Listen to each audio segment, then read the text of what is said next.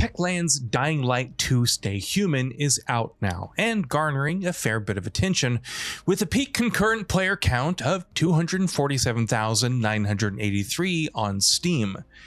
It's not too surprising, all things considered. Despite releasing in 2015, the first Dying Light had more than 17 million players by the end of 2019.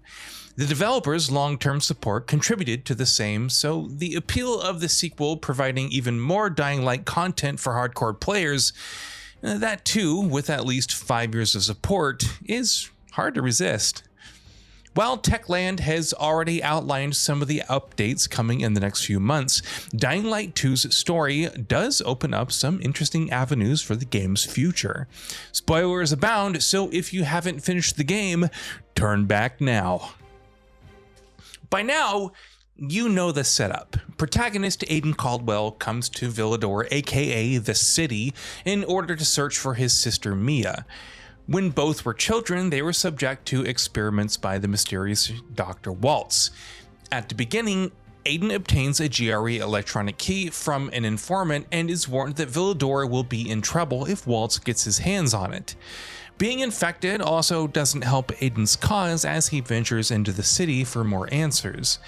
From there, he interacts with a number of different characters, including Hakon, a former Night Runner, Lawan, who he must give the GRE key to, and of course, Waltz, who wants the GRE key for his own purposes. Then there are the different factions like the Renegades, Peacekeepers, and Survivors. Without going over every single detail, Aiden eventually meets a GRE doctor named Veronica Ryan, and while accessing the GRE database to learn more about Mia, accidentally triggers missile strikes that will decimate Villador.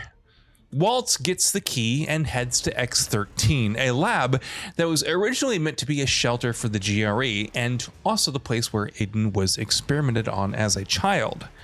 As Aiden and Lawan confront Waltz, it's revealed that Mia isn't Aiden's sister after all, but actually Waltz's daughter.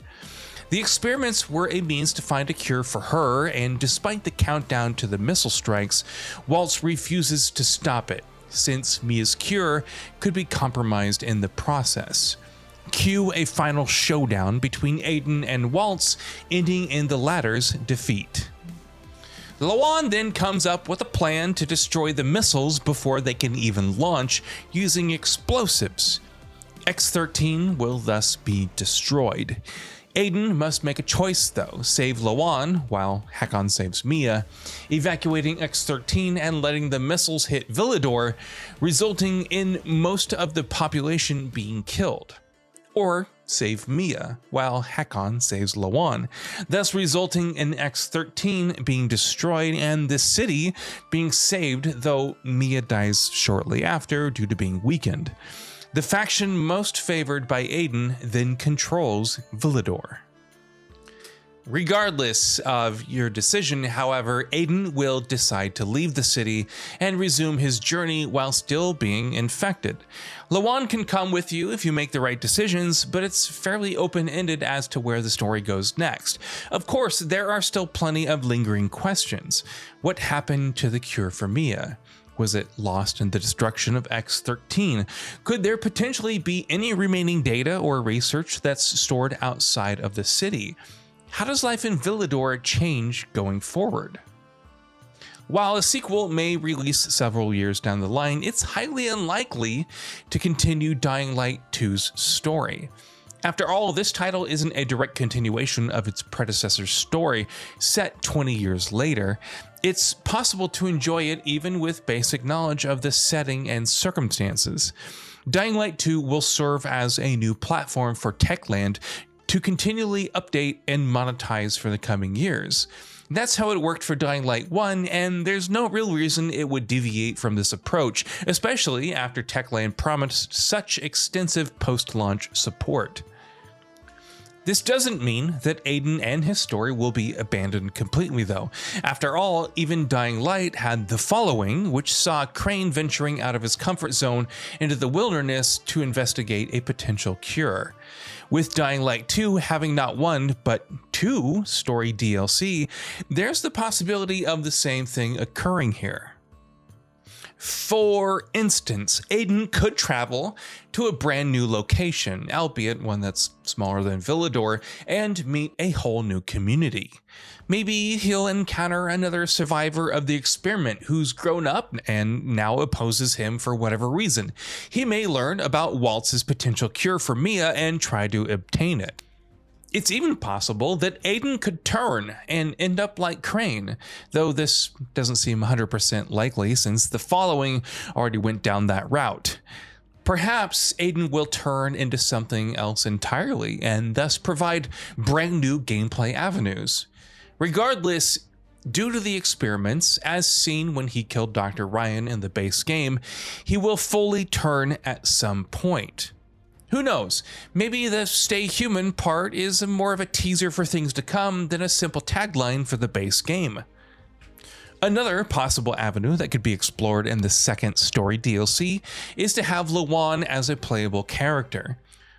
We could explore more of her story in flashbacks and maybe see the history of the Night Runners before their downfall, or maybe we'll follow Lawan after Aiden's departure as she continues to survive in present-day Villador. Perhaps it comes under some new threat and she's forced to unite the factions to fight back. It would allow for repurposing Villador while ensuring Rosario Dawson's character isn't just a one-off appearance. Given that additional voice lines would need to be recorded, it doesn't sound like the most practical option, but time will ultimately tell, but it's not impossible. The other option is that Aiden's story doesn't immediately end after the next 2-story DLC.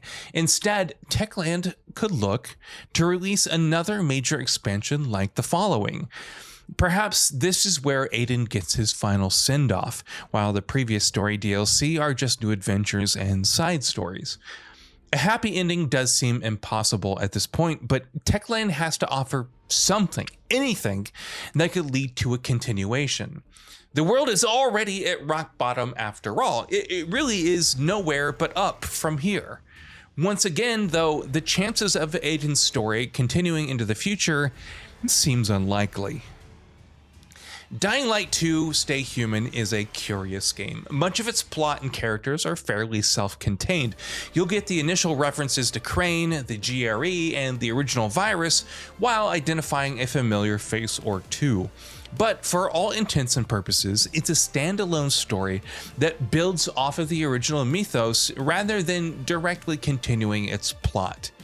It's easy to see why Techland took this approach, since it can weave in any past threads, like it did with Spike's story for Dying Light 1, and expand the universe further while also adding new modes, infected, locations, and more. Whether one is ready for the 5-year journey or not, the future of Dying Light 2 and Aiden's ultimate fate is worth keeping an eye on.